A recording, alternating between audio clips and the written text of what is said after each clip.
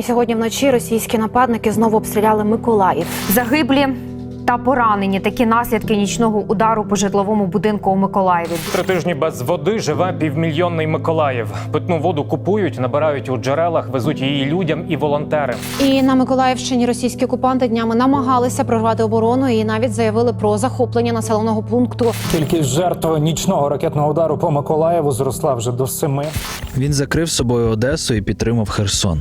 Відчув на собі десант ворога і щоденні обстріли. Про нього дізналося ще більше, коли 29 березня в обласну адміністрацію поцілила ракета та забрала життя тих, хто залишився вірний своєму народу. Миколаїв ледь не узяли у кільце, проте вже згодом окупанти тікали, спалюючи техніку на своєму шляху. Коли Херсон був звільнений, стало значно легше, проте боротьба триває і зараз. Для меня важно, что они как никогда слышат істину, Слово Божє. Той, хто внутрі був емігрантом і він хотів виїхати, удачі. Я реально в молитві десь проговорював Богу, що Бог, якщо цієї ночі ми помремо, я точно вірю, знаю, що ми підемо до тебе. У мене вже емоції страху перейшли на якусь апатію. Я вже не дивуюся, Путін 80% росіян такі самі, як і Путін. Не хотіла я виїжджати з дому. Я посчитала, якщо всі поїдуть, то хто залишиться? Рядом все просто взривалося. Я їхав і молився Господу, щоб мені доставити хлопцям речі потрібно. Це прийшло перше усвідомлення, що серйозність події більше, ніж я собі уявляю. Почали падати ці касети, побило все. З церкви взагалі ніхто не пострадав. Потім була блокада нашого місця, навколо були російські війська. У нас є міст, і його взірвали. І тому ми були, виходить, як відрізані від того боку.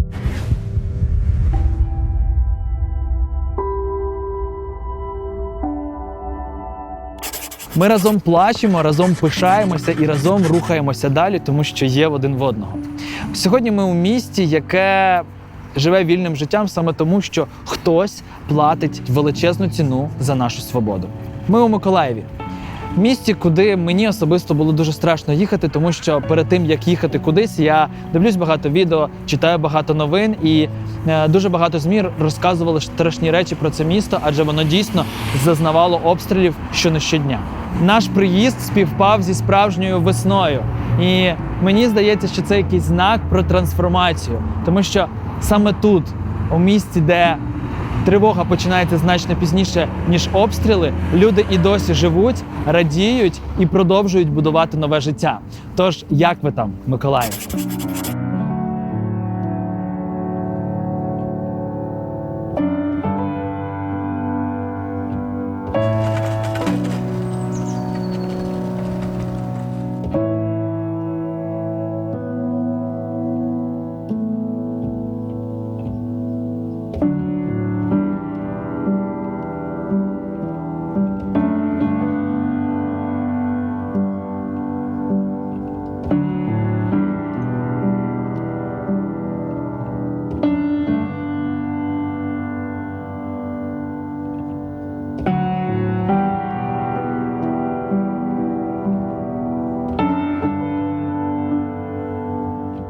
24-го, там, где я живу, где мой спальный район, частный сектор, рядом аэродром Кульбакина, военный аэродром.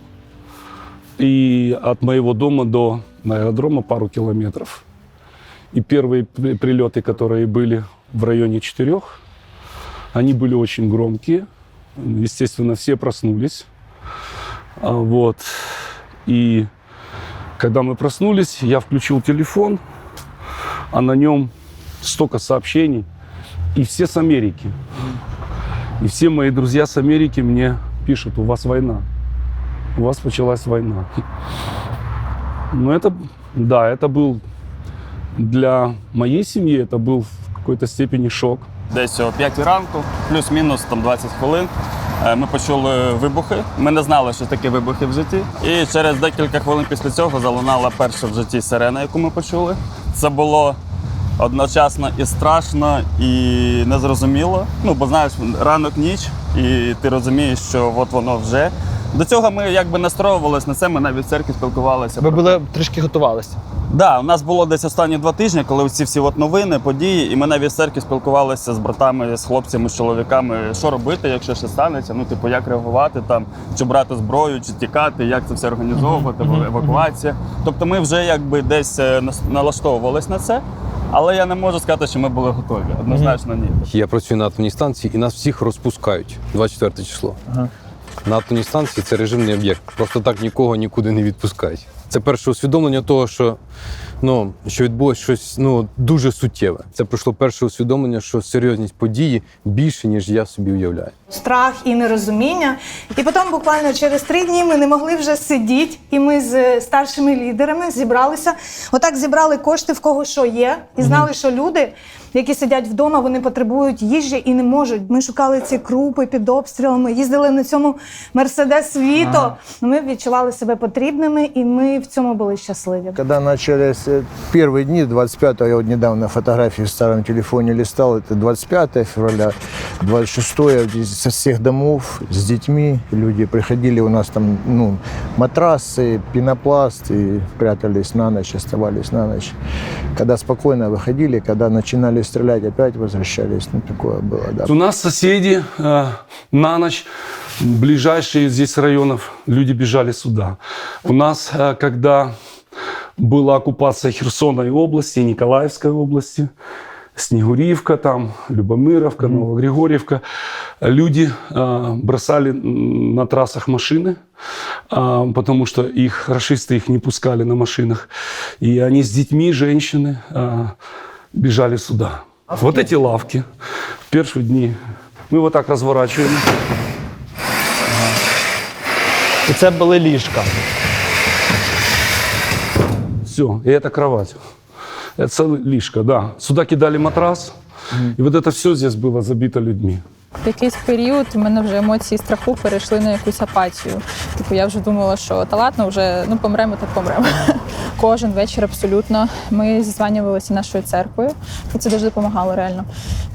Тому що ти розумів, що навіть якщо ти і тут, тобі страшно, все, що завгодно може відбутися в цей момент, але все одно ти не один. По факту робити було нічого, тому постійно Біблія, і якби це допомагало дуже, правда. І дуже забавно, що всі вірші, які читаєш, одразу якось відкриваються з іншої сторони. Я не можу просто взяти, встати, сісти в машину і поїхати.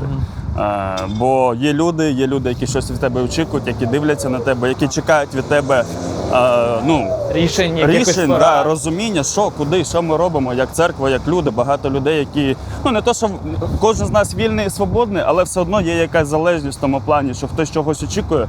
Тому така думка навіть не була прямо в перші декілька годин. Я пам'ятаю, ми навіть не снідали, ми взагалі, напевно, що перші 2 дні там не снідали, не їли нічого, бо просто було фізично не до цього. І десь вже о 10 або 11 я поїхав на заправку, так само, як і всі. Дуже сподобалося, що навіть у цей час люди були все одно такі, на позитиві. Настрій, в принципі, був нормальний, тобто не було прям якогось суперпаніки і так далі. Через нас іде дорога на Київ, і в нас є міст за нашим містом, і його взірвали. І тому ми були, виходить, як відрізані від того боку, а потім, коли... Це взірвали наші? Так. Тому що таким чином вони захищали, скажімо так, щоб далі не пішли війська. Але вони обійшли наше місто іншою дорогою. І вийшло так, що під Миколаєвом були російські війська і в Вознесенській були бої, а ми якраз між Миколаєвом і Вознесенськом, і тому ми опинилися так, як в облозі такої часткової. І на той час взагалі не було можливості підвозу продуктів і так далі. І тому ми їздили, ми стояли в чергах, ми їздили, шукали які продукти, які людям були потрібні на перший час. Коли почалась війна, я був на сутках. 25 числа я пішов в ТРО. Нас не взяли по стані здоров'я. А потім ми просто вирішили з дружиною, що потрібно з чимось допомагати людям. Почали допомагати, чим допомагати. Давай попробуємо спечемо якогось печива, пиріжків якихось, щось завеземо хлопцям, погодуємо. Ті ресурси, що в нас були церковні, закінчилися буквально на другий день. На другий день приїжджає родина, я не пам'ятаю, чи з Херсона, чи десь з області, багатодітна, у них там чоловік 12 їх було. І ми, коротше, даємо з запасів церковних, коротше, даємо пачку макаронів, коротше, ще чогось, муки там кілограм. І представляєш, родина, 12 дітей, батько і мати, йдуть з одною пачкою макарон, бо нічого не було. От.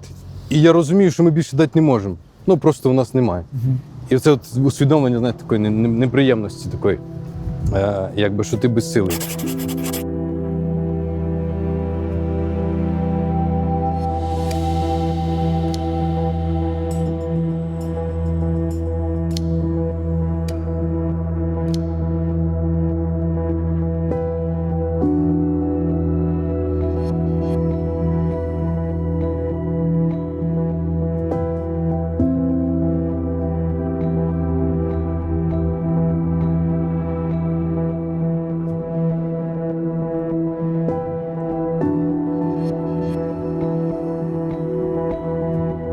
Всі мої знайомі почали виїжджати. І ми з чоловіком вирішили просто виїхати, заправити машину і купити продукти, бо ми не планували виїжджати. Ви не з Миколаєва? Ми з Нової Одеси, це 40 кілометрів. І коли ми виїхали, то просто був такий натовп людей, що всередині все переверталося. Натовп людей на дорозі десь? Так, да, всі виїжджали з Херсону через наше місто. І просто був такий страх і незрозумілість всередині. Але був спокій. Тому одночасно, що, так? Так. Був спокій, бо ми розуміли, що ми повинні бути тут. У нас не було ще плану, що ми будемо робити, але я розуміла, що ми відповідальні дуже за багато людей, і я не можу їх залишити. Це діти, з яким ми служили до війни. Це моя команда. Вони не мають батьків, які б могли їх вивезти. Ми розуміли, що поки ми не вивеземо їх, ми не поїдемо нікуди. Отак. Не хотіла я виїжджати з дому. Я посчитала, якщо всі поїдуть, то хто залишиться? Ми жили там в одному районі, і російські десантники на вертольотах, вони прилетіли і почали висаджувати за 2 будинки від нас. Тобто ви це бачили? Я дивився в вікно, я чув шум гелікоптерів, постріли автоматів, висадку десанту, бачив, як вони от зависли над дахом однієї з будівель і почали висаджуватись. Тобто, і це було, ти просто встаєш, дивишся в вікно, і ти розумієш, що раніше я бачив це лише в фільмах, лише в бойовиках, знаєш. А це от воно, буквально 500-600 метрів від тебе. Ну і постійні обстріли, ракети, гради, все, що таке не було. От. І в цьому всьому, ми так скажу так, 2 слова, жили біля військової частини. І там взагалі постійно, кожного вечора, кожного дня було шумно. Я всіма силами говорила мамі, що ні, ми не будемо їхати. Тому що я не бачила і сенсу навіть. Мені було краще вже залишитися в Україні і, може, грубо було б сказано, але померти тут зі своїми, аніж бути десь незрозуміло де і без цілі якоїсь. Мы, во-первых, мы же церковь, и у нас очень много пожилых людей. Они не могли никуда поехать, естественно. Но им нужна была помощь однозначно здесь. И духовная, прежде всего. Багато хто вже поїхав, особливо з дітьми. І ми розуміли, що у кого, а у нас є моральне таке, право взяти і поїхати. І за дитини, і за таких інших питань. Я пам'ятаю, цей момент був десь, може, таких пару годин, коли ми отак спілкувалися з дружиною, сиділи. Я сказав їй, слухай, я можу вас відпустити. Я можу, зараз сядемо в машину, я вас відвезу на кордон з Молдовою, в Одесу десь, але я повернуся. І вона заплакала, я заплакав, такий був дуже накалений, момент. Якось ми так розійшлись десь на годину, я, по-моєму, десь кудись поїхав. І потім я приїхав, і вона сказала, ти коли поїхав, я молилася, і Бог мені прям відповів. І він мені сказав, що слухайте, все буде добре, я з вами, я захищу вашу родину, я захищу ваше майно, я вас не залишу. Це не було просто рішення якесь ура, патріотичне, залишаємось, бо так треба, або просто емоційне. Для нас це, конкретна відповідь від Бога. І цю відповідь ми бачимо протягом всього того часу, майже в кожному дні. Коли ти живеш з Богом, ти хочеш бути там, де ти його відчуваєш, де ти можеш бути потрібним. Моя церква тут, я потрібна тут, в своєму місці, і я в цьому була щаслива. Це таке є життя з Богом. Ти йдеш не туди, де тобі комфортно, а там, Де ти його відчуваєш? Наша церква залишалася майже, не майже, а ми всі залишилися на містах, ми не виїжджали, і в нас молодь вся залишилася на містах. І частина нашої команди, вона почала допомагати людям на 3-й день війни. Тому що на той час дуже багато людей з Миколаєва переїжджало до нас з Миколаївського напрямку, взагалі з Херсону були люди, з Шевченково, з Котляреве, тобто ті населені пункти, які вже потерпали від обстрілів. І ми є найближчим містом до Миколаєва, тому їм було так зручно. І потім була блокада нашого місця, навколо були російські війська, і не було продуктів, не було Тобто ви були ліків. повністю оточені? Так, так. Але в місті їх не було. Ага. Ми почали з чоловіком шукати по всіх магазинах якісь залишки, щоб допомогти жінкам, які жили поруч нас і були одинокі. Тобто вони не могли забезпечити себе нічим. Голова одного ОТГ розповідав нам, що це Широке біля Снігурівки, там де окупація була. І він розповідав, що перші дні війни оці колони, які обходили Миколаїв після вже Херсону, і рухались далі в напрямку Нової Одеси і так далі. Він каже, ми рахували ці всі танки, БТРи, техніку, і каже, зупинилося рахувати після 6-700. Він каже, десь біля 1000. Вони доїхали до Нової Одеси. По всім даним, я не знаю всю інформацію, по всім даним там розвалили 20-30 одиниць техніки. Тобто якусь частину. Але от та паніка, яка посіяла свій ряди, він каже, вони туди їхали, а через день вони поверталися назад. І знову 600, 700, 800 одиниць техніки. Але, каже, вже всі розлючені, вже всі такі, в шоці, бо вони не очікували такого супротиву, я маю на увазі російські війська. І він розповідає, він не віруюча людина просто, а я собі думаю, чесно, реально, а нічого цим сотням одиниць техніки, майже 1000, їм нічого не заважало захопити ту Нову Одесу, маленьке містечко, обійти Миколаїв і реально, захопити Миколаїв.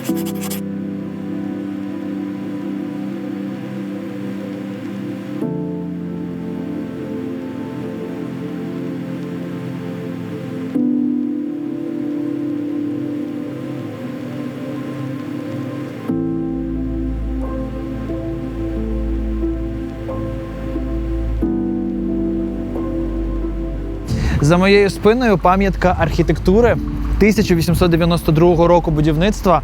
І як говорять факти, пережила 2 світових війни, але от 1 листопада 22 року під час чергового обстрілу Миколаєва сюди влучила ракета. І, як ми можемо побачити, значна частина будівлі зруйнована. Тут була діюча гімназія.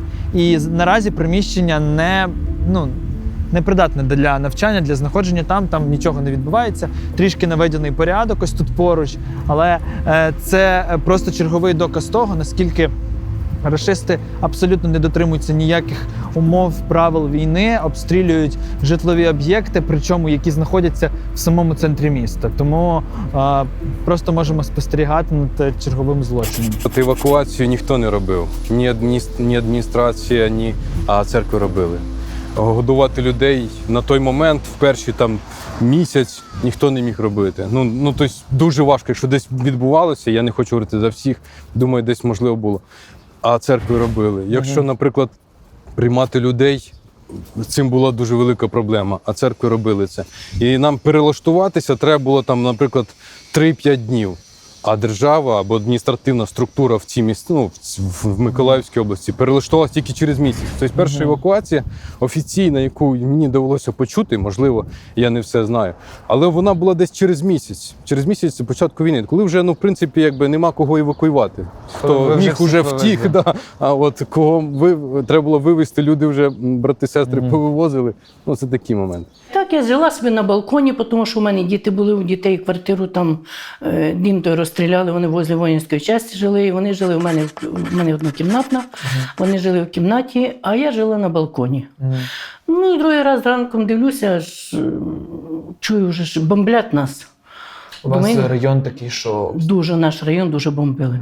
Я дивлюся на балконі, летить ракета, відривається від неї красне, а та летить далі. Думаю, куди ж вона полетить? Попаде сюди чи ні? Ні, полетіла далі, не буду вставати. І так от 3 ракети пролетіло, а я повернулася на другий бік. А що мені треба? 1 день вихідний в мене тільки був. Так вот получилось, что Антоновский мост остался открыт. И буквально там не прошло и 5, 6, 7 дней, они уже окружили Николаев и уже были под Вознесенском. И уже с Николаева выезд был только на Одессу, и то ограничен. Большая нужда была в том, в медикаментах, в одежде, в продуктах. Ця потреба прямо відразу почалася. Она буквально, где-то, может быть, в течение 2 недель мы уже это почувствовали. Уже стало с Херсона много приезжать людей, которые просили отправить их на границу. В церкви осталось от 450 членов. Осталось где-то человек 70, из них это где-то может быть человек 10-12 команд такие, которые способны что-то делать, а реально остальные это пожилые люди. Вокруг все нас, взрывы, ракеты, бомбы. Николаев был 8 месяцев под обстрелами. Из этих 8 месяцев 200 дней это были прилеты от 10 до 30 прилетов по Николаеву было. Плюс за это время Николаев прошел испытание водой. У нас вода, Николаев снабжался с Днепра. С Херсона шла большая труба, там насосные станции стоят.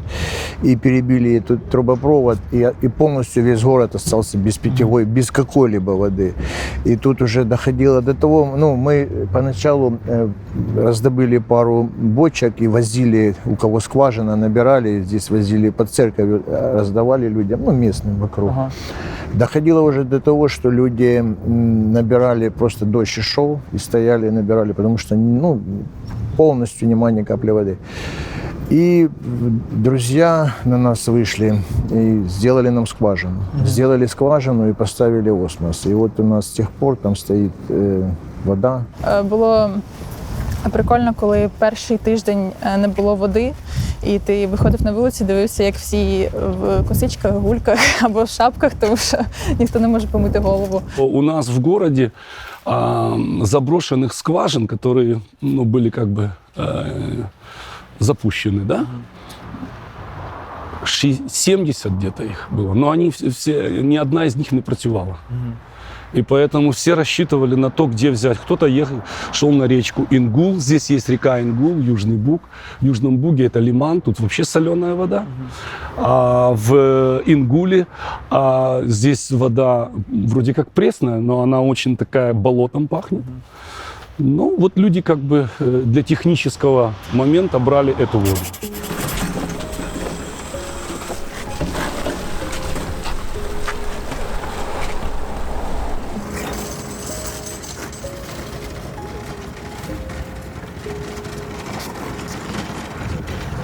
Я так розумію, що зараз нам сказали, що вже в Миколаєві більш-менш є вода.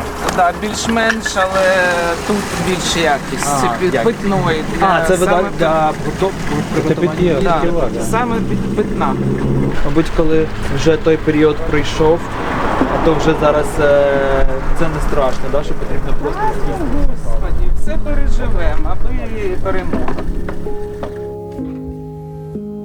Це ви під час війни зробили скважину? Здесь скважина. Здесь 60 метров глубина скважины. Отсюда мы подаем воду, обеспечиваем всю церковь технической водой. Плюс вот там вот выход у нас есть. Люди приезжают и набирают техническую воду. На сегодняшний день эту воду, очищенную осмос, питьевую воду, мы вывозим на деоккупированные территории. Села, районные центры, Любомировка, Новогригорьевка. Это все в сторону Херсона. Это все Снегиревка. Это все, что было под оккупацией. Что там воды практически вообще нет.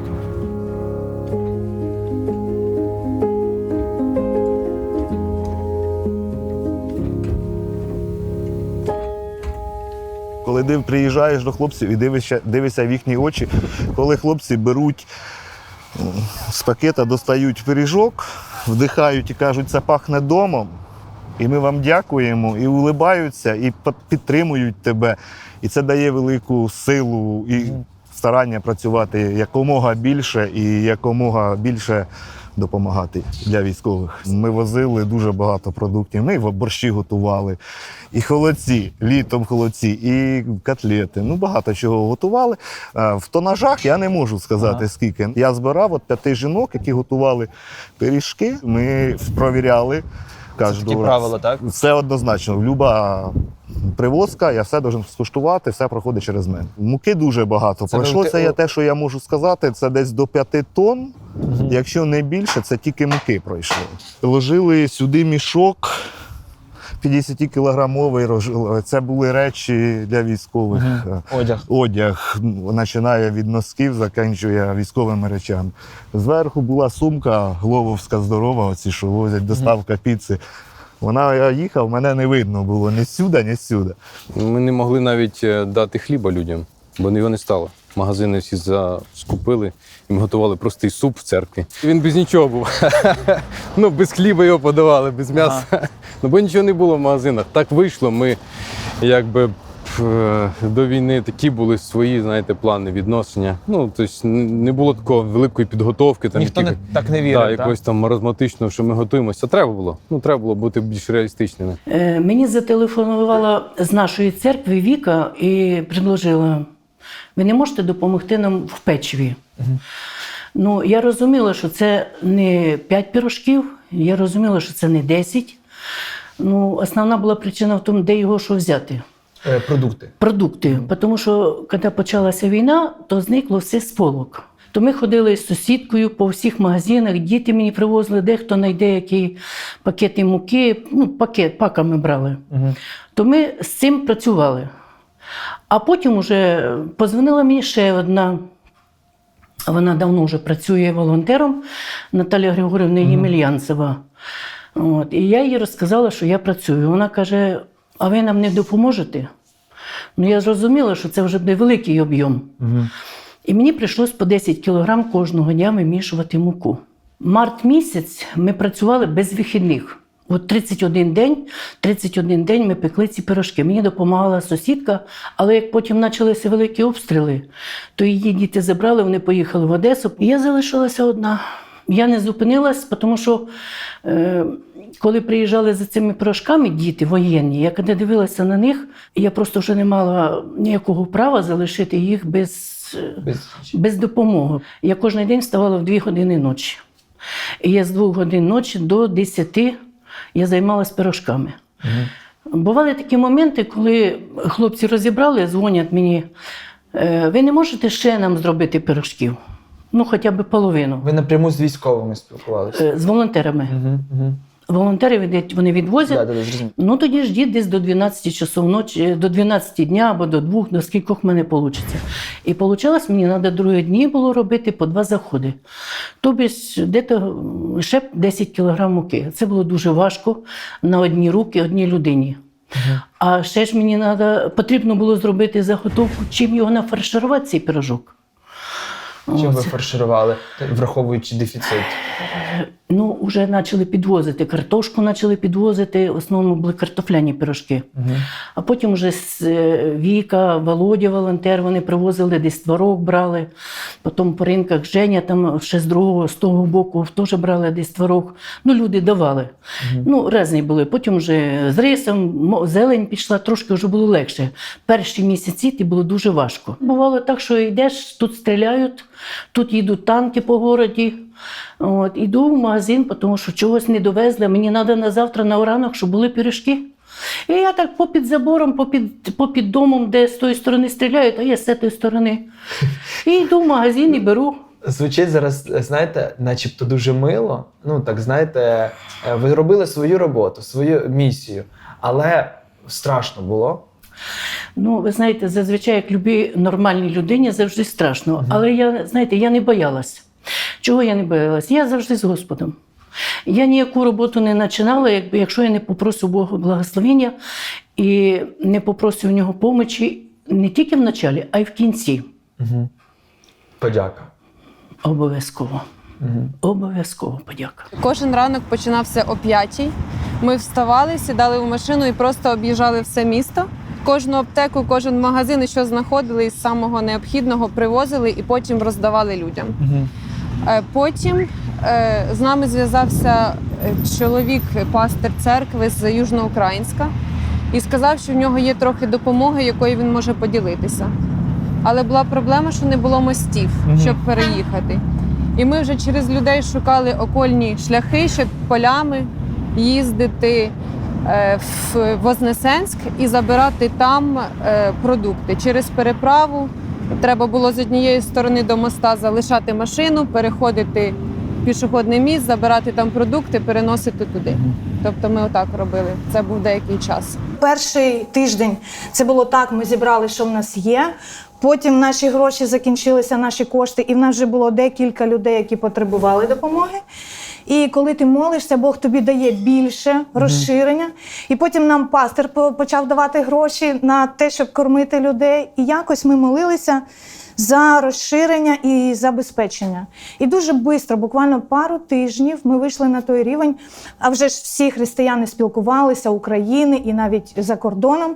І ми почали отримувати допомогу. У нас в Миколаєві там одразу запустили декілька телеграм-каналів, чатів, типу волонтерська допомога, і просто писали туди все кому що потрібно. Починаючи від їжі, одягу, продуктів, серветок, туалетного паперу, там, і закінчуючи там якимись більш глобальними речами, там, рації, там, коротше, спорядження і так далі. Я пам'ятаю, була потреба в нашому пункті прийому крові, і там прям писали, що потрібні ковдри, потрібні там якісь там подушки, бо лікарі, вони просто сутками, коротше, працювали і там і саме спали. Да. Тобто там типу 2 години в них є, вони там лягли, поспали.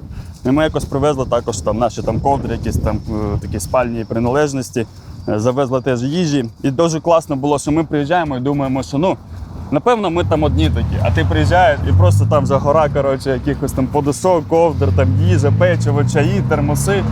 І ти розумієш, що вау, круто, що люди, вони, не ми такі тільки одні.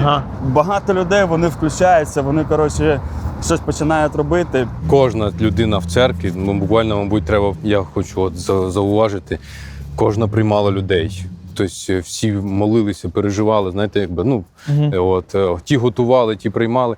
Формат церкви змінився. О, це цікаво. Богослужіння спростилися. І оці перші дні був такий багато сумбуру. І те, що доставляє тебе дуже сильно переключатися. Тобто, в тебе сьогодні одна задача. Сьогодні ти забираєш людей з Миколаєва, там вивозиш, а завтра в тебе вже хтось приїхав, їх треба дуже швидко переключатися. Оце важко, мабуть. Це найважчий момент. А ті люди, які приїжджали, окрім того, що їм просто потрібно поїсти простого супу, їм треба було ще щось сказати. У вас завжди було що сказати цим людям? В такі хвилини, я думаю, треба щось говорити, але найпростіше – це обняти людину дуже сильно. Ми обнімали, десь трошки, можливо, плакали з людьми. І великі настанови на цьому закінчили.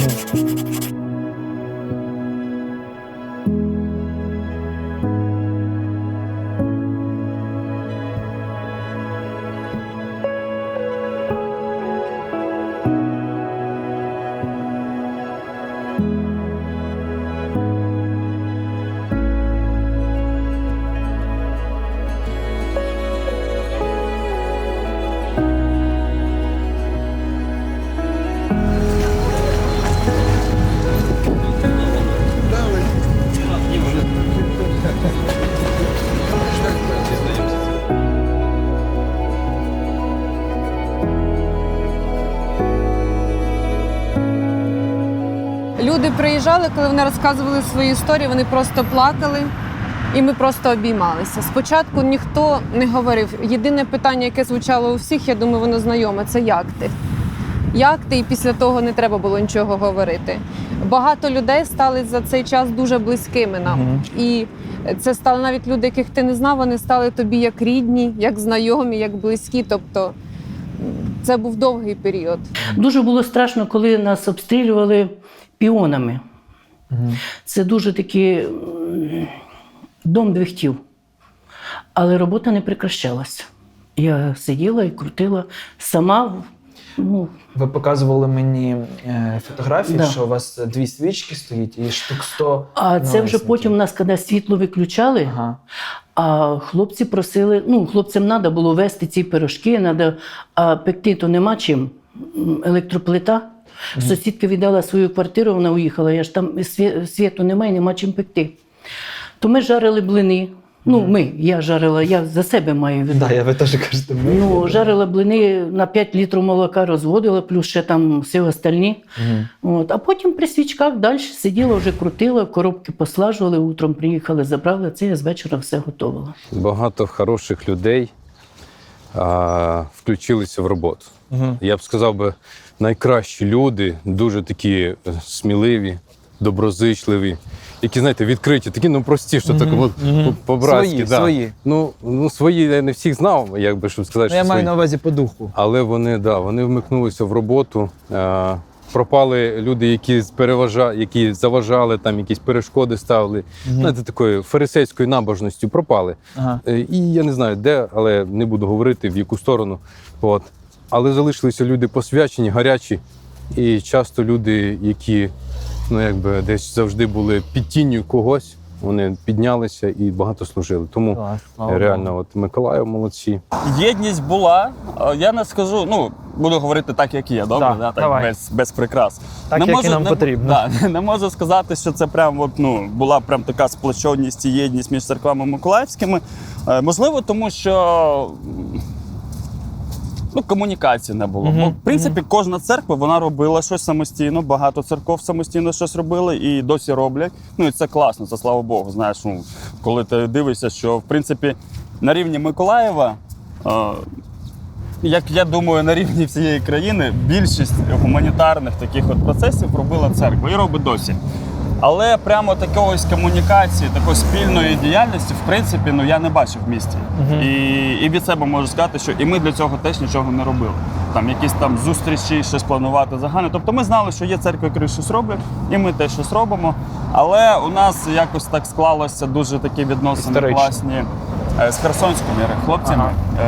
Баптистська церква, ми з різних культур, але можливо, із-за того, що ми десь поєднані були в служінні Young Life, можливо, по іншим причинам, ми мали вже відносини, ми спілкувалися, дружили. І коли херсонці, вони в перший же день переїхали, майже там такою більшістю команди активної молоді, поїхали в Івано-Франківськ, і ми з ними тримали зв'язок. І десь там пару тижнів, 3 тижні, коли пройшло, вже якось всі зрозуміли, що відбувається, стабілізувалися. То ми з ними, вони нам дуже сильно допомагали в плані гуманітарної допомоги перші декілька місяців. Привозили вам сюди? Так, да, прям привозили бусами з Франківська, збирали там, привозили сюди.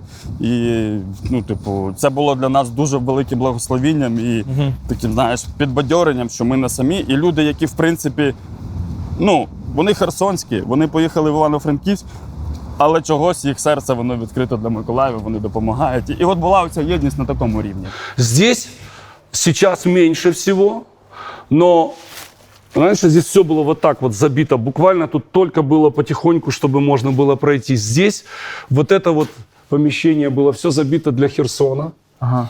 Херсон, мы ждали деоккупации Херсона, херсонцы приезжали, и у них на базе нашей церкви склад их был тоже, да, они отсюда забирали все.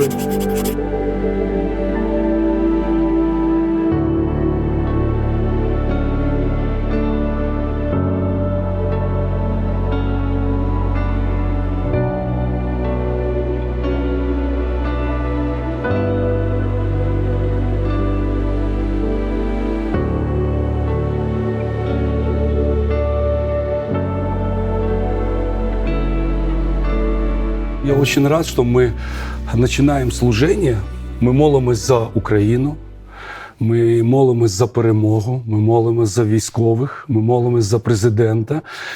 И вся эта масса людей молится об этом.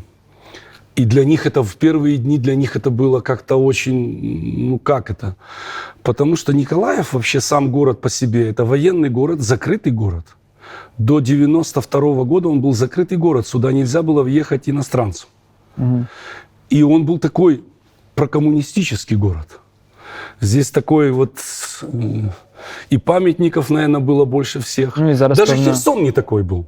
Херсон больше был проукраинский. і зараз, певно, наслідки є цих Есть, конечно. И я скажу, что коллаборантов в Николаеве достаточно много. И я просто так обращаюсь к людям и говорил, я знаю, что вы многие стояли бы и махали флажками, встречая тех, кто хотел нам принести свой мир. Вся Україна знає, що цей край, юг, да, південь, ці наші города, рускомовні, російськомовні. І може не сильно був такий, але ми все одно українці, ми любимо нашу страну, але не було такого, щоб палкого патріотизму не було. Але війна, вона не знає, що хотів отой, коротше, цей. Всі зрозуміли. Да, не знаю, що він хотів, але спрацювало повністю навпаки. Того, що буквально через пару днів люди настільки палкий патріотизм і стали переходити, ось я зараз говорю українською мовою. Я намагаюся, мені може бути не так просто, того, що з самого маличку, з народження говорила російською, я не бачила в цьому якоїсь проблеми.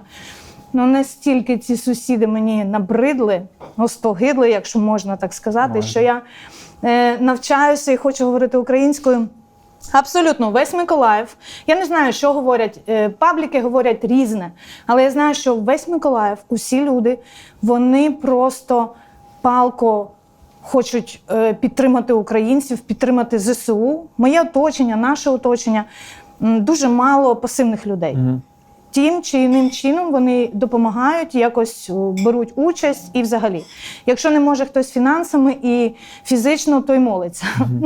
Майже немає пасивних людей, і це дуже кльово. На початку, коли ти, здається, безпорадний і не знаєш, що робити і що буде завтра, тому що над нами там літала авіація і там постійно працювало ПВО, і там дуже багато своїх було страхів, переживань, то Бог показував, що в цьому всьому ми можемо об'єднуватися з людьми, які відчувають те саме, і бути сильними, не слабими разом, да, і плакати над тим, що нам страшно, а об'єднуватися і почувати цю силу, да, яку дає Бог.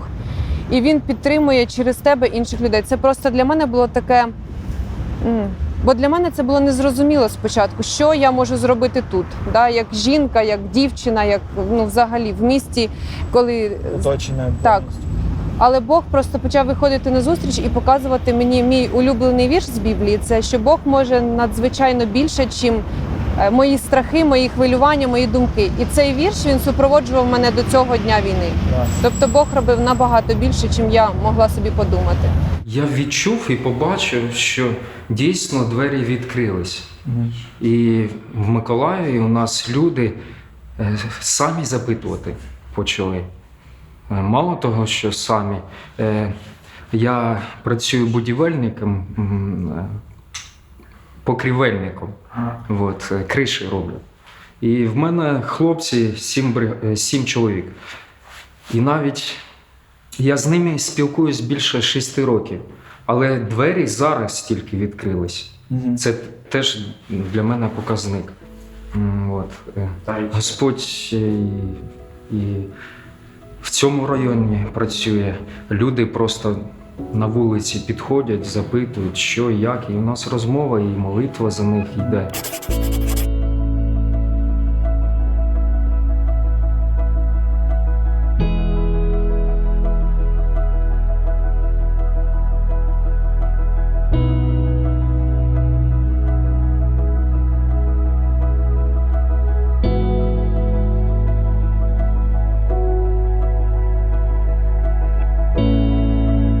Ми зараз на вулиці Соборній, вона пішохідна, і дуже приємно спостерігати, що люди тут гуляють, насолоджуються життям, як, наскільки це можна собі зараз дозволити. Працюють кав'ярні, тобто місто все одно живе, і це дуже класно. І ми раді вам показувати життя міста під час війни, і раді, що ви з нами, тому що, читаючи коментарі під нашими епізодами, ми розуміємо, що нам зараз потрібно показати, наскільки ми різні в різних містах, але наскільки в нас багато спільного. Тому не забувайте писати коментарі свої, не забувайте підписуватися, ставити лайки, тому що все це сприяє нашому розвитку. І дякую, що ви з TVR.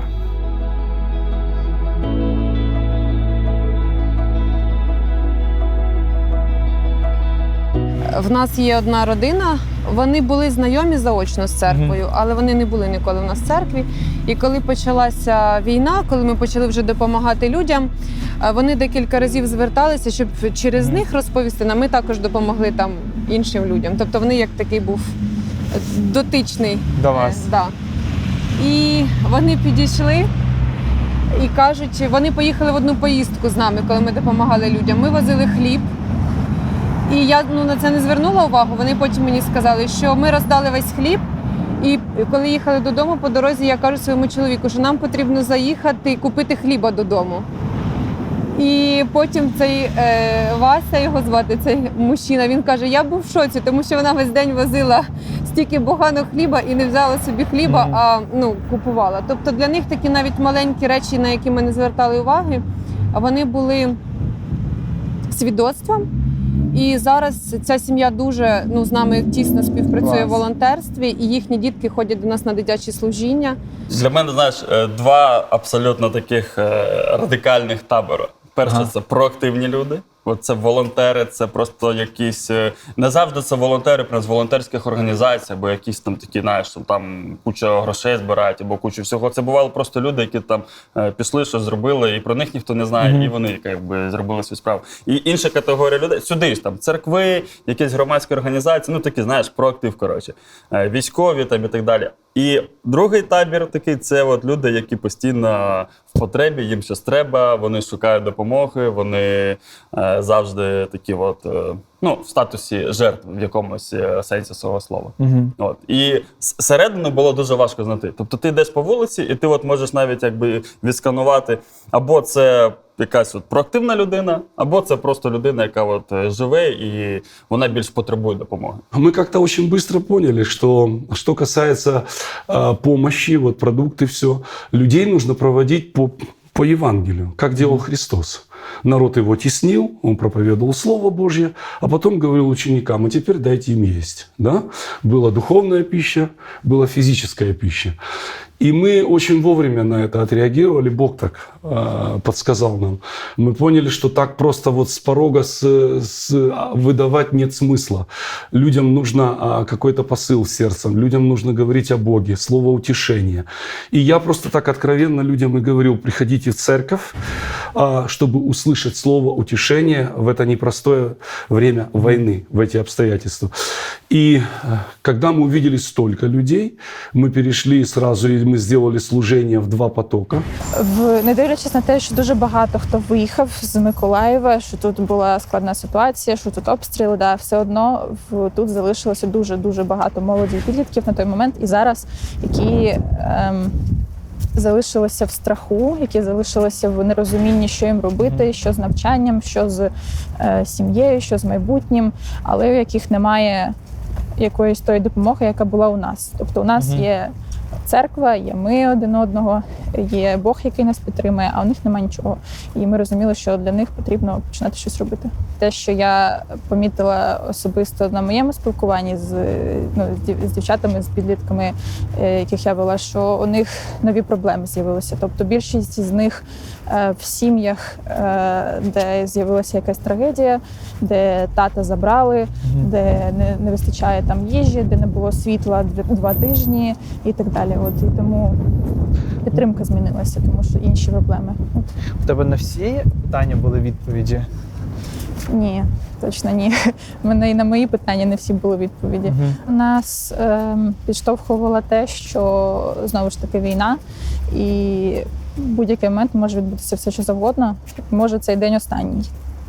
І якщо ми будемо зараз стояти на місці, то дуже багато підлітків і молоді можуть просто не встигти почути про Ісуса, бо ми просто не почали рухатись далі, а почали боятися.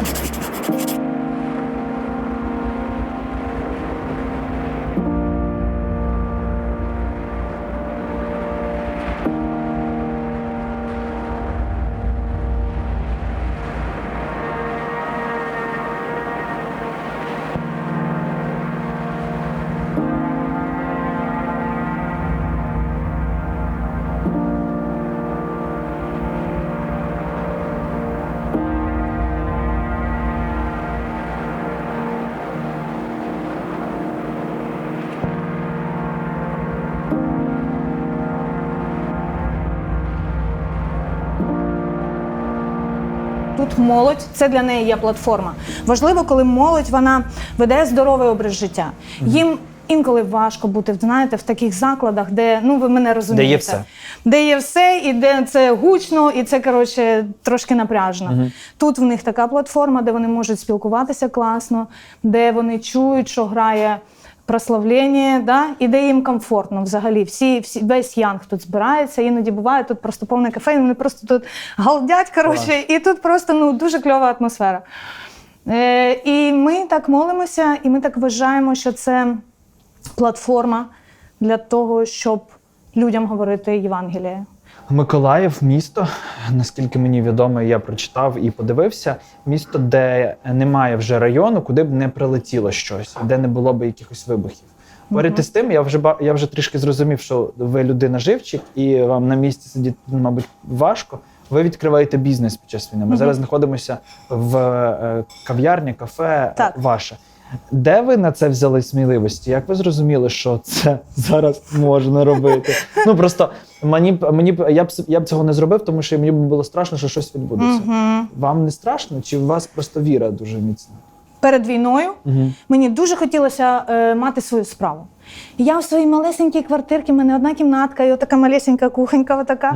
Я вставала в 4. Я так захотіла ці донаци американські. Мене прямо от вштирило, знаєте, хочу робити ці донаци, коротше, щоб вони були круті. Я дивилася багато відосів, молилася про це. Вставала в 4 ранку, йшла на свою малесеньку кухоньку і робила їх, як я можу. Я їх робила, вони були кльові, але мені нема куди було їх продавати. Це було початок. Був такий початок. Це ще до війни? До війни, буквально за 2 місяці. Трошки важкуватий, того, що ти типу робиш те, що тобі подобається, вони кльові, але ти не знаєш, куди це подіти. І потім війна, я взагалі про це забула. От просто вжух, виключила 24-го. І ми отак занирнули в гуманітарну допомогу, в служіння. І я вам скажу, так важливо, коли твій лідер або твій пастор, йому не байдуже, що буде в твоєму житті. Це дуже важливо. І мене включив пастир Ілля. Він мене якось літом запитав: слухай, а що там твоя справа? Ну, типу, гуманітарка, це ж не назавжди. Я така, та що справа? Воно вже було, знаєте, закидано якимись справами своїми. І він отак це слово мені, це таке сім'я вкинув. І я така, та, типу, не знаю, побачимо. І я пішла від нього, і в мене знову почало це працювати в мені.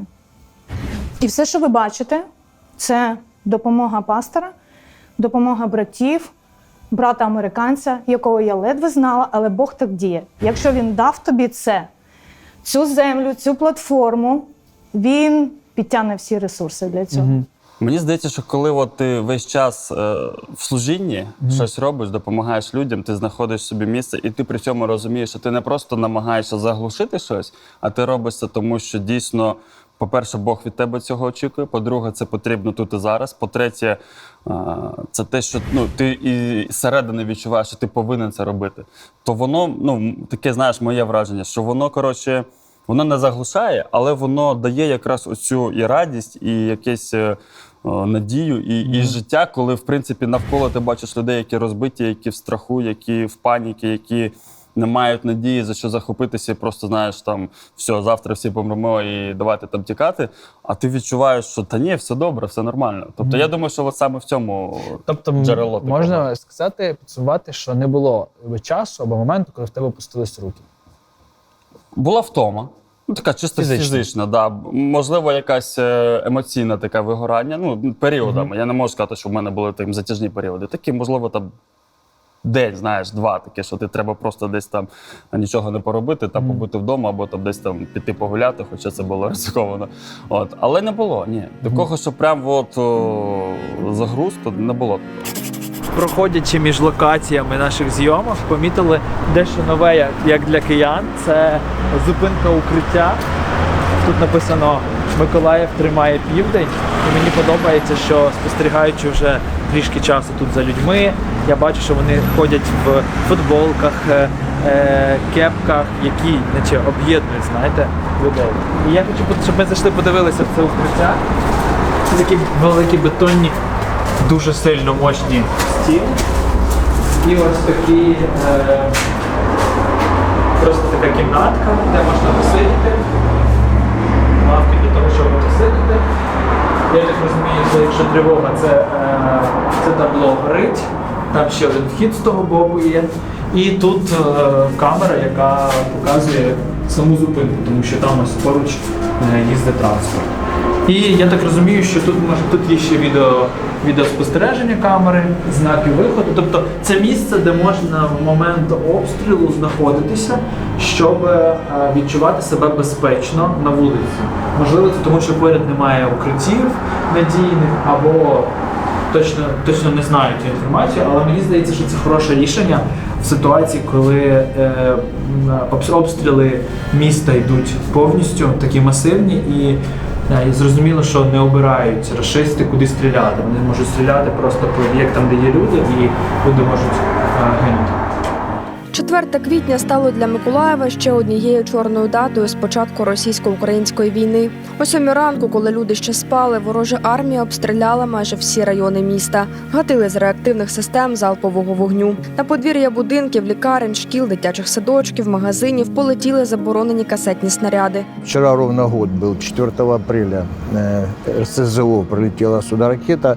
Она накрыла, вот получается, туда 200 метров и туда, наверное, метров 800 такой квадрат. Там на площади погибло 12 человек, это вот 600 метров отсюда. И здесь пролетело, нам побило весь фасад, вот сейчас он разбитый. На крышу 2 штуки упало, кассеты эти. Ага. С той стороны машины побило. И самое, что было чудо какое, я же говорю, что горячая такая пора, у нас постоянно здесь разгружались фуры. Сразу загружали автобусы по районам, отсылали эти продукты. Ну, в общем, здесь двери не закрывались. Именно в этот момент ни одной машины не было. И ребята забивали, хотели уже забивать окна, еще целые. Хотели забивать, в этот момент зашли чай пить. А в этом зале постоянно шмотали эти пакеты продуктовые женщины и тоже были на кухне. И вот она разорвалась, эта ракета вверху. Но есть там несколько секунд, пока долетят до земли эти кассеты есть. И люди спустились в подвал, успели. Ну, мы там, правда, на полу валялись. И вот это начали падать эти кассеты, побило все. Но с церкви вообще никто не пострадал. Вот здесь пострадали 2 женщины. Они вот с этого дома, там, с 3-го этажа, получается, больная женщина, одна из мамы. Маме 82 года. И мы когда выскочили, это ж их завели домой, вызвали скорую, ну и начали там оказывать им помощь. Самое интересное, что... Поранені були, так? Да, и они попали под эту кассету. У дочки сильные были повреждения, а у мамы чуть-чуть. Ну и как бы мы на дочку, и скорая приехала сразу тоже на нее. А оказывается, потом в итоге через 2 дня мама умерла, потому что к ней залетела вовнутрь. У нее одна царапина была, у нее попала вовнутрь, и там все органы разорвало, а у дочки просто касательно зацепило. Ми кожен вечір лягали коли спати, ми там читали псалми якісь, ми молилися разом. І я реально в молитві десь проговорював Богу, що Бог, якщо цієї ночі ми помремо, я точно вірю, знаю, що ми підемо до тебе. Тобто ми лягали спати, настроюючи на те, що ми можемо не прикинутись. Кожного вечора у нас була, от з початку війни, там майже до середини літа, кожного вечора ми робили церковний зум-созвон, таку молитовний, молилися. І багато людей, вони в таких молитвах теж проговорювали, що Бог, поки ми є тут, використовуй нас, роби щось, бо ми готові. Ми готові до того, що може ракета прилетіти і все, і наше життя на цьому закінчиться. Як ти думаєш, це просто відчай, чи це навпаки апгрейд довіри Богу? Ні, я думаю, що це якраз друге, це якраз той рівень, коли ми, потім вже коли пройшло там пару місяців, і ми зрозуміли, через що ми проходили, і проходили ще на той період. Знаєш, коли ти читаєш книгу діянь, книгу дій, ти розумієш, що люди так жили в принципі. Тобто це не просто відчай. Ні, ми продовжували жити, продовжували радіти, продовжували, робити все, що ми можемо, служити, виховувати дітей, знаєш, там, зустрічатися один з одним, але при цьому, ми розуміли, що життя, реальність нашого життя сьогодні така, що сьогодні ти щось робиш, ти в церкві, ти служиш, ти з людьми, а завтра тебе вже може не бути. Це не відчай, це навпаки таке, що так, окей, сьогодні є день, давайте робити на максимум. Нове розуміння, мабуть. Так.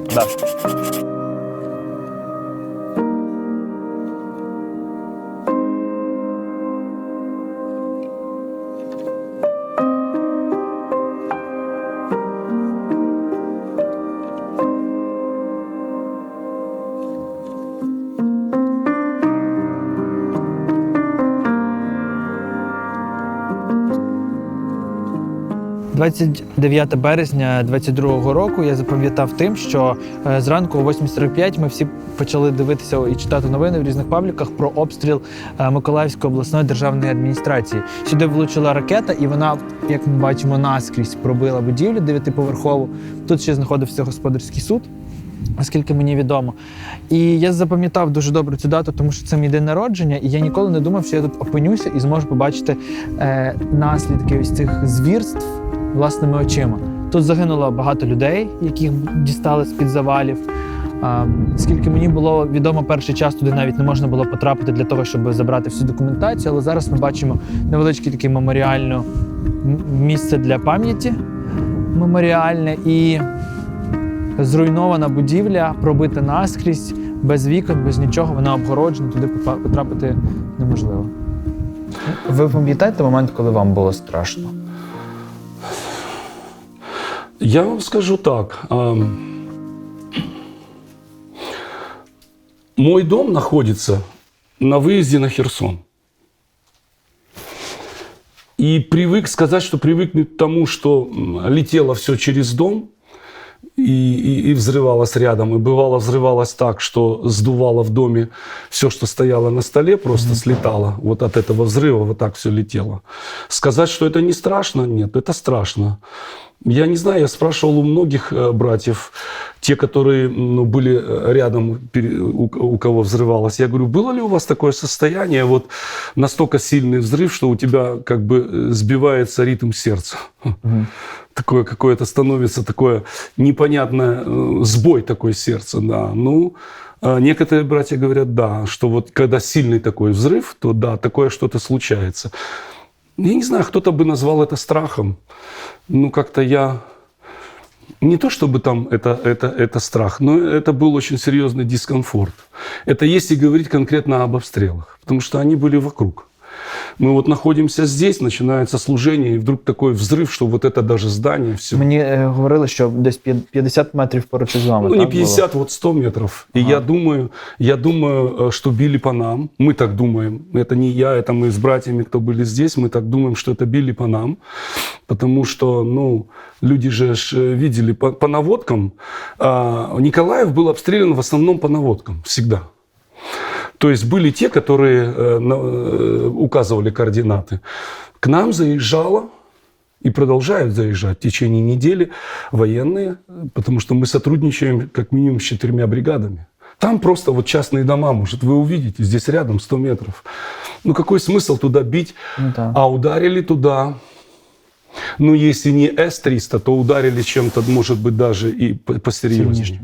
Потому что от одного взрыва пострадало, вы там увидите, и с той стороны там 7 домов, и с этой стороны. То есть много пострадало. Поэтому, ну, как бы мы понимали, что мы находимся в такой ситуации. Но, знаете, вот я скажу так. Народ, который здесь остался и трудился, он, наверное, для того уже остался и трудился, что, невзирая на все это, у нас каждый день была задача, которую мы должны были решить, сделать и разъехаться по домам. Кто-то ехал, и только тревога в то время, и начинались обстрелы, сразу уходили в подвалы. Во время війни у нас було 6 людей в під'їзді на 9 етаж. 6 людей. І так, в основному люди приходящі були, виходящі, але в мене така старушечка, 82 роки. Я її ніколи не залишала. Де там щось, вона теж одна, думаю, піду я її там чимось. І вона мені завжди казала, ви знаєте, я вірю, що наш дом не розбомблять. Я говорю, а чого ви так, Алла Сергіївна, вірите? А ви віруючі, ви печете пирожки. Бачите, для них ви були захистом. А у нас була історія, ми їхали, нас теж благословили одні наші партнери, коли ми вже активно займалися волонтерською допомогою, певну суму грошей, щоб ми могли купити мікроавтобус. Ну, от якраз на для гуманітарних потреб. Так.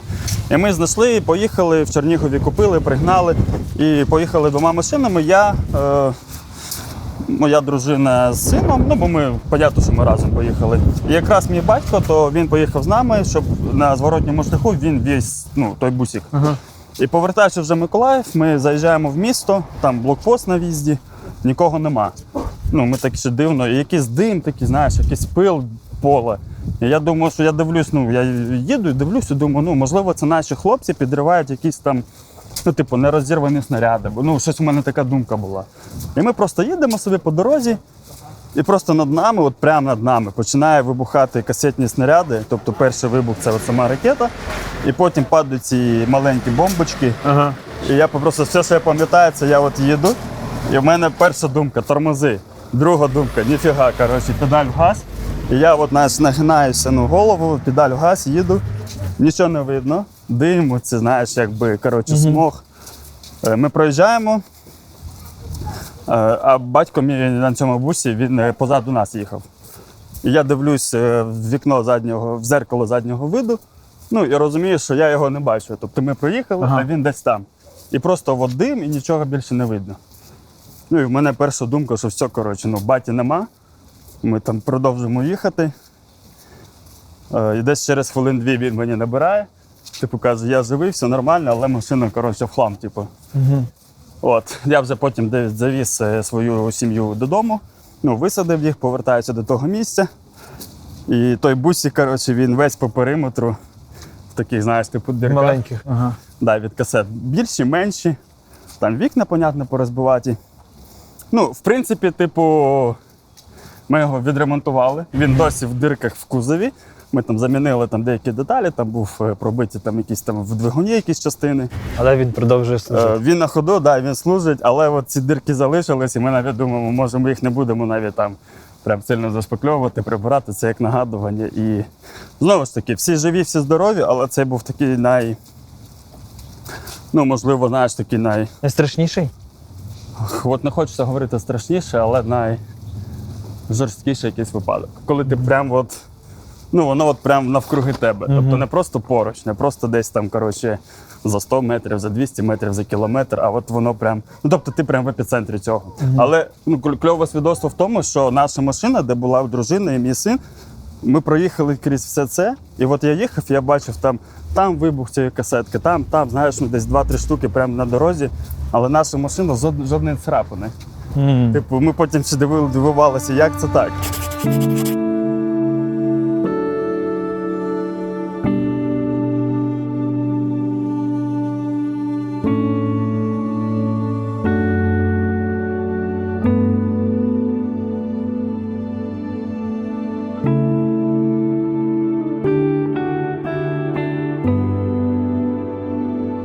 Знімаючи Миколаїв, ми застали квітучі дерева, буквально за моєю спиною видно, але і наслідки обстрілів міста також помітні. За моєю спиною один з двох великих університетів Миколаєва. Перший – це університет кораблебудування, другий – це педагогічний університет імені Сухомлинського. Це два навчальних заклади, які зазнали ударів російських ракет. І можна чітко зрозуміти, що вони хотіли зруйнувати нашу культуру, нашу освіту, але їм не вдалося. І як наслідок спеціалісти, які працюють в цьому університеті, говорять про те, що центральний корпус, будівля центрального корпусу, хоч і майже немає даху, але її можливо ще відновити. Проте гуртожиток, в якому могли жити студенти, на жаль, відновити неможливо. Були у вас якісь історії, коли вам або дзвонили хлопці з фронту, або приїжджали, або передавали, можливо, якісь записки з подяками? Ну, щось таке, можливо, пам'ятаєте? Приїхав дуже такий молодесенький хлопчик, такий гарнесенький, весь амуніції. Прийшов мені і каже, я прийшов подивитися ту жінку, яка пече нам пирожки. Я в житті не їв з капустою пирожки, але я ваші так полюбив пирожки. Я прийшов подивитися на вас і сказати вам дякую. Що ви відчували в той момент? Ну, як ви думаєте, що я відчув? Бувало, хлопці дзвонять, ми без їжі, допоможіть нам, ми 3 суток не їли, ми там неділю не милися. Зібрали все, що можна було зібрати. Я подзвонив братам нашим, хтось не зміг, хтось по різним ситуаціям, була відмова. Ну, я вирішив, що треба їхати. Сів на мотоцикл, це було 5 часов вечора. Вже комендантська година за час, і я полетів до хлопців на позиції, де треба було доставити їм їжу і інші речі. Ну, попав трошки під обстріл, мотоцикл обстріляний трошки був, пробитий. Це про цей Ні, це не цей мотоцикл, це був інший мотоцикл, який вже нікуди не годиться, тільки викинути. Тобто я приїхав, поки знайшов, дуже тяжко було знайти хлопців, ніхто нічого не знає, логістика була дуже погана в початку війни, це все було дуже тяжко. Але знайшов хлопців, віддав їм, вони мене супроводили назад. Тобто ваш мотоцикл постраждав, а ви взагалі не постраждали? Ні, сипалась земля, було все, що хоч, рядом все просто взривалося. Я їхав і молився Господу, щоб мені доставити хлопцям речі потрібно, і мені потрібно доїхати додому. Слава Богу, що Слава Богу, да, Бог мене зберіг, просто було диво Боже. Зараз хлопці, деякі ті, що були проти Бога, скажімо так, взагалі не вірували в Бога, вони зараз кажуть, слава Господу, що ви приїжджаєте, що ви допомагаєте, моляться, просять молитви. У нас кожну суботу об'являємо, що потрібно молитись за ті бригади. Там. Їздимо і в Донецьку область, Запоріжжя їздили. Тобто у нас широкий масштаб, стараємося якомога більше допомогти. І гражданським допомагаємо, точно так же допомагаємо і військовим. Від нас до Вознесенську це 40 хвилин. Ну, зібрав братів, кажу, там декілька братів, там Льоша, ще брати. Кажу, слухайте, брати, говорю, вимикайте світло, відключайте опалення, знімайте насоси. Говорю, у вас є година після того, що в церкві нікого не було. Ну, тобто ситуація була така, що що через годину тут можуть. А ми ще борщу наварили, таку каструлю здорову, людей погодували. І як стоїть, я виходжу з церкви, знаєте, дивлюся, стоїть велика каструля борща гарячого. От думаю, слухай, зараз прийдуть і борща наварили, слухай, комунякам цим. От, але виливати не став, тому що думаю, може не прийдуть. От, і завіз дружину додому, взяв велосипед, і поїхав. Чого взяв велосипед? Залишив машину, тому що то не моя машина. І думаю, якщо щось станеться, жінка зможе хоча б виїхати, вона керує. От, взяв велосипед і поїхав на найперший блокпост, який був. А я думав, там, знаєш, зараз швидка, там куча якихось особливих всі такі. От. А знаходжу там дуже посвячених, гарячих таких хлопців, доброзичливих, підкреслю, відкритих, знаєте, такі добрі. Ну, якщо говорити таким текстом, мабуть, Бог являє себе дуже сильно, коли лінія фронту дуже близько. От це характерна риса. От мене, мабуть, зрозуміють всі, хто були на лінії фронту або десь близько до лінії. От чим ближче, тим більше Бога явлено в людях. І от я зустрів там багато, частину військових і частину оборони. І у нас там була ще така недорозуміння. У мене питають, хто такий? Я кажу, хлопці, говорю... А ви кажете, пастир? Я говорю, пастир, я говорю, капелан, в мене ще було посвідчення, кажу, все, з навчання. От, говорю, хлопці, я можу надавати тактичної медицини, в мене є навчання. Говорю, можу перев'язати, кров зупинити, говорю, хоч якась користь буде з мене. Говорю, плюс у мене там, я взяв з собою з велосипеда жгут? Камера, знаєте, такі, тому що жгутів вже не купиш на той момент. От, і залишився з ними. Це було моє початок, мабуть, капеланської справи, саме такої активної. Це коли було? Це було десь 2 число, тому що я їхав на пост, а в Вознесенську йшли бої. І зупиняюся, і мені на посту, перед іншим постом кажуть, слухай, куди ти їдеш? Уже в Олександрівці, я говорю, вже стріляють. А це 15 кілометрів від нас. Ну, я їду і молюся. Кажу, Господь, якщо... воно так, знаєте, все багато. Кажу, Господь, якщо я сьогодні загину, то хоча б хлопці зі мною підуть на небо. Я буду проповідувати їм. І це реально було переповнено все, знаєте, емоціями, сльозами. На велосипеді тулю, знаєте, там мінус на вулиці. А кажу, говорю, якщо я залишуся живим, то Господь, ти дасиш пробудження в місті. Друзі, привіт! Зазвичай я так не роблю, проте сьогодні є унікальний привід. Віктор Іванович, про якого мова піде далі, це дуже особливий унікальний чоловік. Тому що, народившись у 37-му році, він застав найжорсткіші репресії та пережив у дитинстві німецьку окупацію. Саме тоді він вирішив віддалятися від всього радянського, повністю від комуністичного ладу і став розуміти, що таке патріотизм. За свій час він працював на найбільшому миколаївському заводі і там організував товариство української мови, тоді, коли це ще зовсім не було популярно, і саме він організовував зустрічі із Чорноволом у Миколаєві. Це дійсно дуже цікава людина, і він розказав нам дуже багато історій. Ми обрали найособливіші і розказали про них у цьому епізоді. Тож, повертаємось у Миколаїв. У 5-му році я закінчив школу і вирішив десь поступити на роботу в заводи учнями і так далі. Але була вказівка, яка забороняла приймати із села нікого. Нікому з нас не давали паспорти, в нас не було виїзду. Ніяких учеників ніхто не приймав. Все було тільки тут. Ну, коротше говоря, звісно, це була така політика радянська.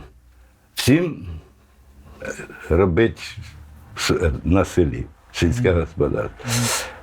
Ви у 91-му році, це мені розказали, були одним із перших, хто підняв тут прапор після проголошення незалежності. Звичайно, було таке. Це ще до незалежності. Я організував, почалось товариство української мови. Було 60 чоловік, патріотів таких, хлопці і дівчата були і так далі. Ми випускали газету коло столової, я виїжджував свою. Але було все з адміністрацією, все було домовлено, все ніхто нічого не... Ми організовували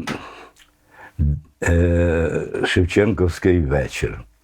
Ну, спочатку я його один робив, коротше говоря, в обідній перерві я закривався, стелив, малював, і готувалося десь, мабуть, місяців 8. І в кінці кінців ми зробили невеличкий такий в обідню перерву, інформацію таку для робітників. Але потім ми говоримо, ну що з цього?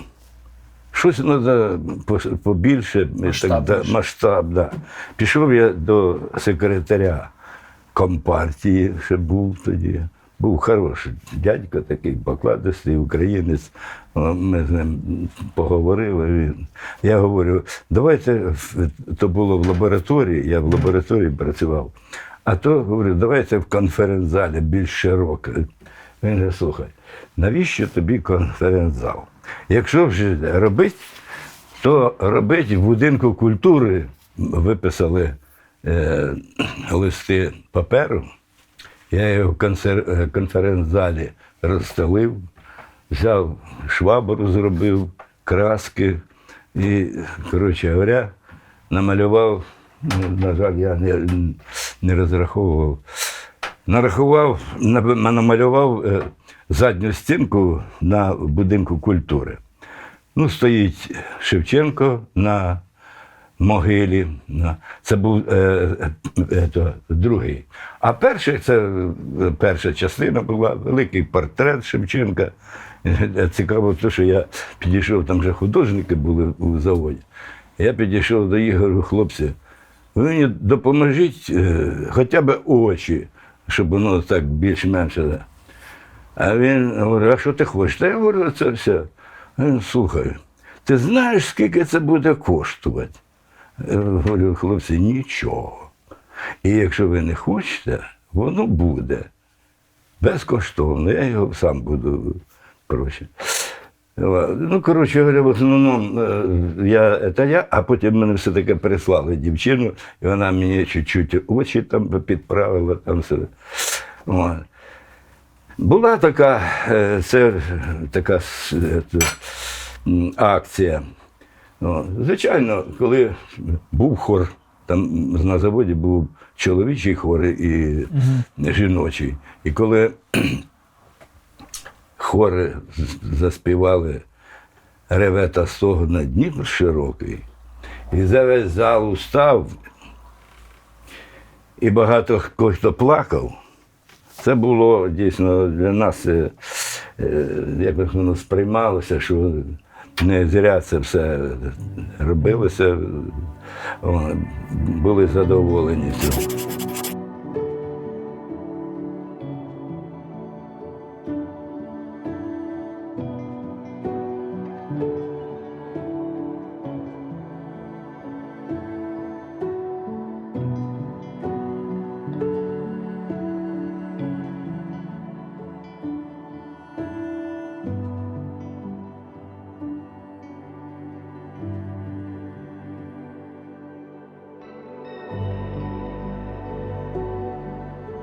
От ви розповідаєте, і у ваших історіях справді відчувається те, що ви переживали за українськість оточення. Я одержав ази цієї болі, це ще з дитячих років. Мати мені розповідала, як розкуркулювали, як її з дідом, діда, він сказав, я ні одного дня не буду в колгоспі. Ну, його забрали, що там його було. Там невеликий реманент землі було, там пару коней було, все забрали, все. І кажуть, якщо ні, на висилку. І він бере матір мою і їде в Москву. Там його рідний брат. І там в Москві він устроївся на якусь роботу. А мати в організації, там невелика така була, і устроїлася теж на свинарники, коні були і так далі. Так от вона, коли розповідала, коли ми в 47-му, 6-й, 7-й, коли голодівка була, а я пригадую, як мати розказувала, що в Москві привозить машина білий хліб, булки. І каже, я беру і на полках коням виставляю хліб. А тут бабуся, яка залишилася сама, майже чуть-чуть не загинула з голодівки. Все це викликало в мене іменно, це відповідь на ваше 41-й рік. Перше, значить, в наше село прибули мотоциклісти, німці. Потім, значить, там, оскільки Гітлер обіцяв, значить, по Буг, по праву сторону, туди все, значить, молдаванам, тут були румини. Руминам, коротше, не молдавани, а румини. І була жандармерія. Ну, звичайно, воно все контролювалося німцями, були німці. Але я хочу сказати вам, браття, що такої наруги в селі, і, зокрема, в нашої сім'ї, не було. Приходили німці, шукали квартири. Ну, от заходить, значить, і, чи йому подобається, чи ні, значить, ну, мати каже, так, постелила на пол розградло і говорить так, як тільки німці будуть, ви туди і перекидайтесь, там все це діло, щоб воно якось, так сказати, відганяло його. Ну, все ж таки прийшов один і говорить, я буду отут. Од вулиці не отаплюємо, мати пояснюємо, що холодно, як, а це зима була вже. Ну, на щастя, оказався, що то не німець, а чех. Досить порядна була людина. От. Показував він своє фото з сім'ї, 2 дітей, дружина, він. І він говорив так. Гітлеру капут і Сталіну капут. А ми? Він кожного вечора приносив котілок і приносив їхній суп вечором. Він ніколи не заходив поговорити, так сказати, як воно могло нам спілкуватися там. Він то в косички сестрі стрічечку, то батькові пояс приніс там таке. І обов'язково щось прийде, така порядність була вже. А зараз зовсім Так от сьогодні, коли я дивлюся і чую, як наші старші брати приходять в хату нашу, ну, ви мене вибачте, так це ж кошмар. Це не люди, це щось подібне людям. І саме страшне, що це не Путін. Я вже не дивуюся Путіну, там якийсь десяток, там два його оточення. Я дивуюся, що 80% росіян такі самі, як і Путін. І все. Тому страхіття. Страшно дивитися, слухати. Ой, Господи, як я от сьогодні навіть слухаю, як можна посилати своїх молодих хлопців, дітей, людей просто на м'ясорубку. Між Новою Одесою і Вознесенськом є міст. Да. Він зараз зруйнований. Да. Тоді можна було їхати тільки в об'їзд. Угу. В об'їзд через села це було на 1,5 години. Між нами відстань 30 хвилин. Да. Ми їздили 2 години. Там було близько 5 блокпостів, які потрібно було об'їжджати. І там було заміновано. І одної поїздки ми їхали, за нами підірвалась машина, батько з сином. Тобто, це було також небезпечно. Це було ризиковано, але вас це не зупиняло? Не знаю, можливо, як ти кажеш, був якийсь адреналін. Ну от просто, знаєш, зараз слухаєш і думаєш, якби ззаду мене вибухнуло, я б на наступний день вже, мабуть, не поїхав. Ми 2 рази попадали під обстріл, зривалося 5 метрів від нас. І ви все одно, так? Да? Якісь тоді... Я не знаю, я не можу порівнювати свої почуття з вашими почуттями, бо це неправильно буде. Я не був в такій ситуації, але дякую, що ви тоді не зупинилися. Того, що я думаю, через вас багато хто просто дізнався не про саму церкву, а про те, як Бог може працювати. Того. Так, дійсно. Я скажу, що за цей час люди просто по-іншому стали ставитись до церкви, взагалі до віруючих людей. Скільки ви часу ще плануєте приділити увагу гуманітарній місії саме? Ну, я скажу так, людей, нуждающихся, еще очень много. И на сегодняшний день, смотрите, ситуация по Николаеву.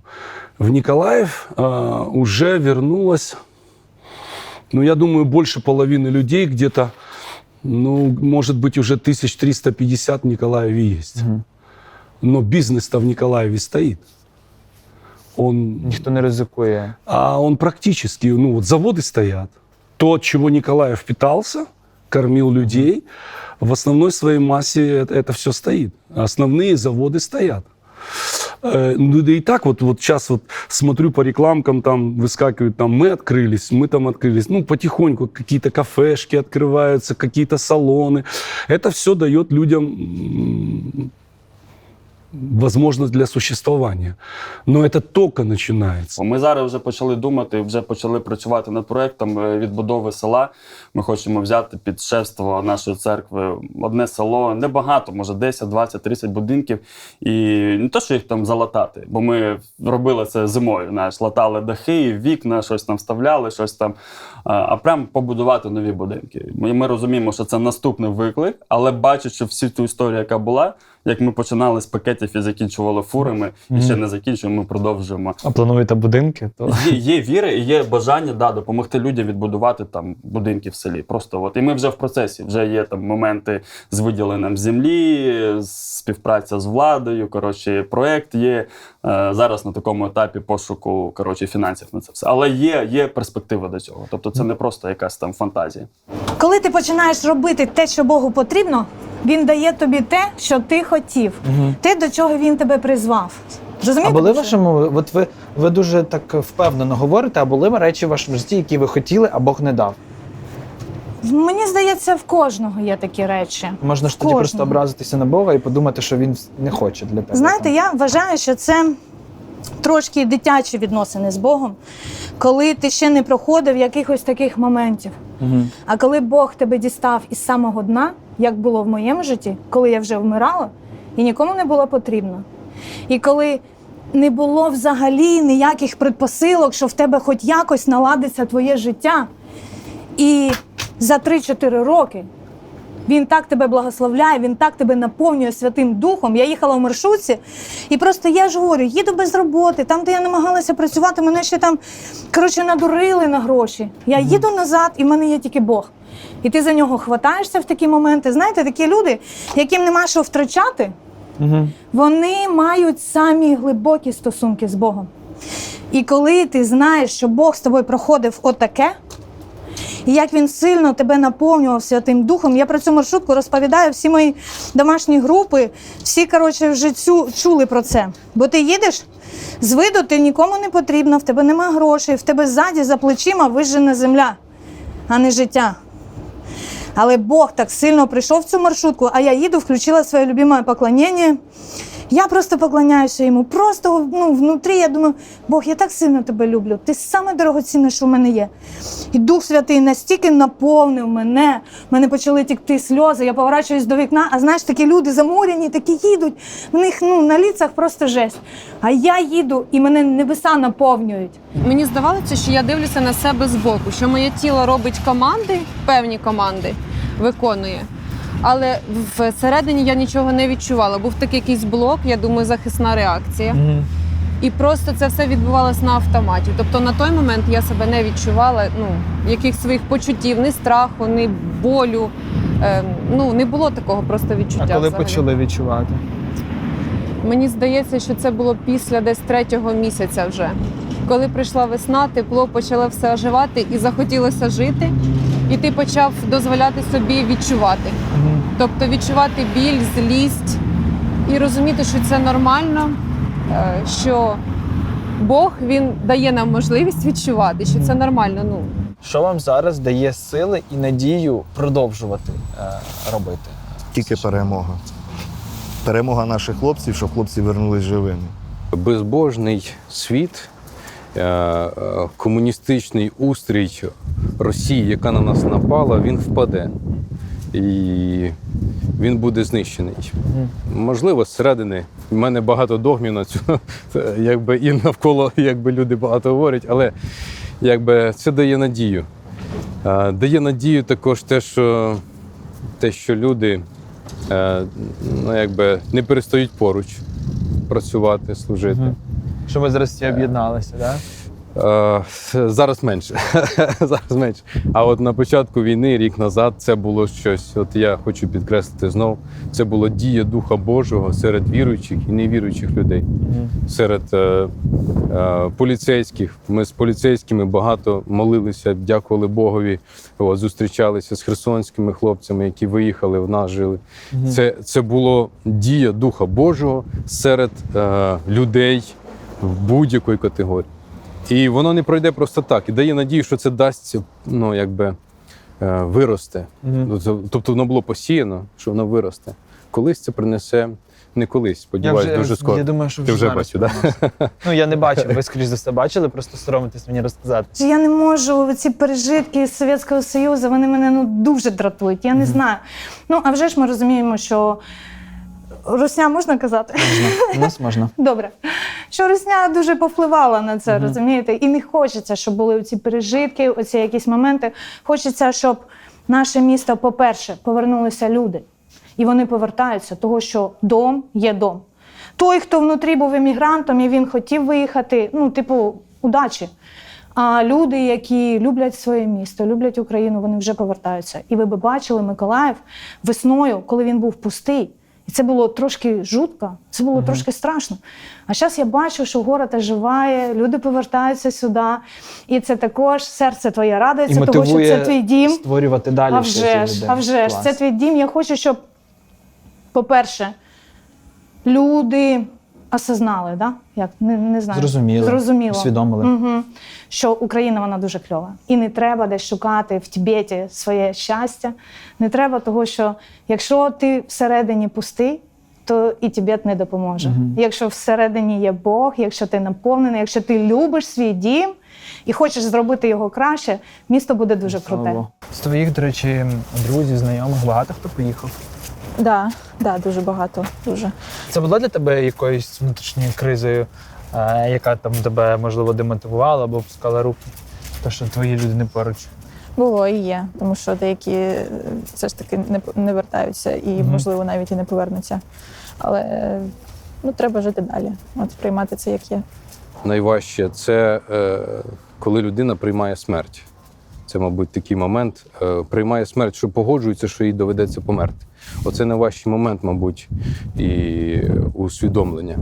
І чому багато військових важко повернутися до життя? Тому що ти вже був приречений до смерті.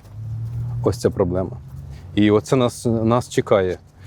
Ще багато хлопців, які повернуться з війни, але вони приречені на смерть. Тобто в розумі, в серці людина вже прийняла. Я можу бути я або вбитий, або мертвий. І коли людина повертається, їй важко знов зануритися в звичайне життя, сапати на городі, майструвати щось вдома. Із-за чого? Навіть своє попереднє. Із-за того, що це життя, а я вже мертвий.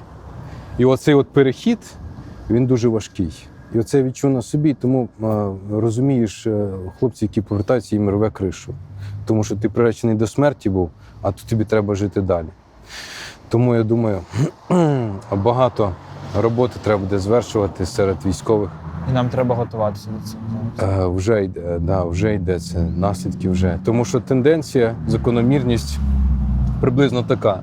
Там з 20 хлопців, які повертаються, приблизно 15 закінчують життя самогубством. Це була тенденція з 14 по 22 рік. І якщо це збережеться, то уявіть, що буде.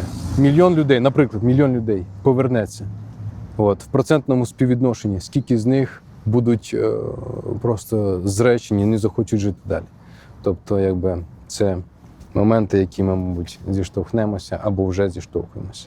Я боюся набагато більшого, коли закінчиться війна і коли почнеться наш бит звичайний.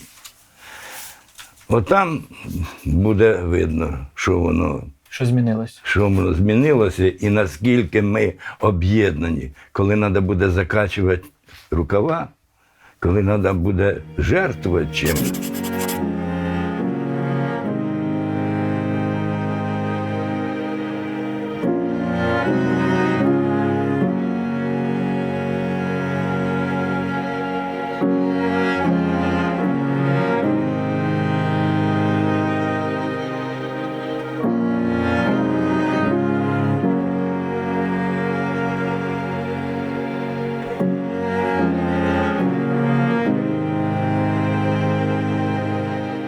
Це був Миколаїв, як завжди, місто фантастичних людей із неймовірними історіями. Ми дізналися про пастора, що закрив свою церкву на ключ, взяв камеру від велосипеду і поїхав на блокпост для того, щоб надавати медичну допомогу. Камера для того, щоб перев'язувати рани. Ми дізналися про сім'ю, яка жила в місті, яке було оточене, але все одно продовжувала служити і шукати можливості. Ми дізналися багато інформації, яка нам уже сьогодні може допомогти планувати нашу діяльність у майбутньому, тому що церква мала виклики за минулий рік і має ще більше викликів сьогодні. Будуть повертатися військові, будуть залишатися сім'ї військових, які мають якусь кризу. І ми маємо бути тими, хто готовий їх почути, готовий прийняти, готовий надати допомогу і готовий просто бути поруч. І я впевнений, що вже згодом ми дізнаємося про якісь конференції, семінари, навчання для нас самих, тому що я, наприклад, зараз розумію, що не можна сказати чогось зайвого, не можна задавати некоректних запитань. Все потрібно робити обережно. Програма «Як ви там» саме для цього і існує, щоб показувати різних нас, які об'єдналися задля однієї мети, задля однієї мрії, задля перемоги. І поряд з тим сьогодні залишаємося тут, служимо, надихаємо один одного і не зупиняємося, тому що це дуже важливо сьогодні.